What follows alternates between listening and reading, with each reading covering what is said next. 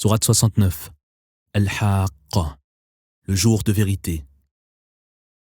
Au nom d'Allah, le tout miséricordieux, le très miséricordieux. Le jour de vérité. Qu'est-ce que le jour de vérité? Qui pourrait indiquer ce qu'est vraiment le jour de vérité? Les Thamoud et les Ad ont traité de mensonge la grande terreur. Les Thamoud, pour leur part, furent violemment foudroyés, tandis que les Ad furent emportés par un vent glacé.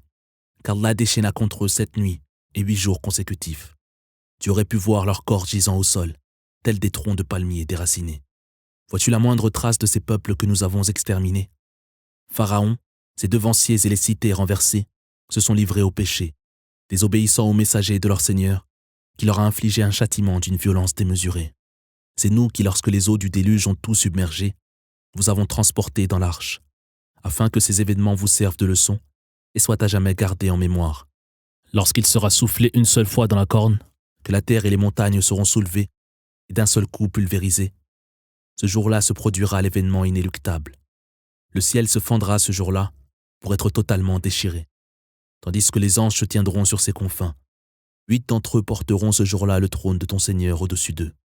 Lorsque ce jour-là vous comparaîtrez, rien ni personne ne pourra être dissimulé. Celui qui recevra le registre de ses œuvres dans la main droite dira « Tenez, lisez mon registre. J'étais persuadé de devoir un jour être jugé.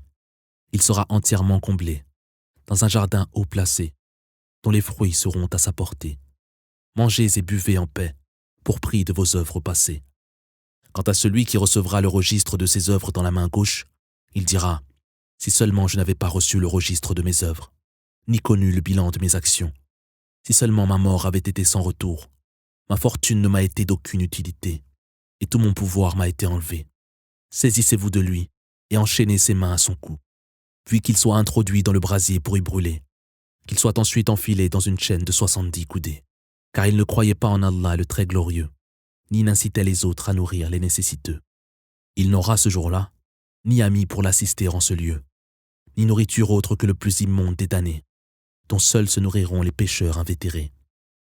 Je jure par ce que vous pouvez observer, et par ce que vous ne pouvez observer, que le Coran est la parole transmise par un noble messager, non l'œuvre d'un poète, mais vous êtes si peu disposés à croire, ni l'invention d'un devin, mais vous êtes si peu enclins à réfléchir, mais bien une révélation du Seigneur de la création. Si celui-ci nous avait faussement prêté certains propos, nous l'aurions puissamment saisi, puis lui aurions tranché la horte, sans que nul parmi vous ne puisse s'y opposer. Le Coran, en vérité, est une exhortation pour ceux qui nous craignent. Certains d'entre vous, nous le savons, le traitent pourtant de mensonge, ce qu'ils ne manqueront pas de regretter amèrement le jour dernier.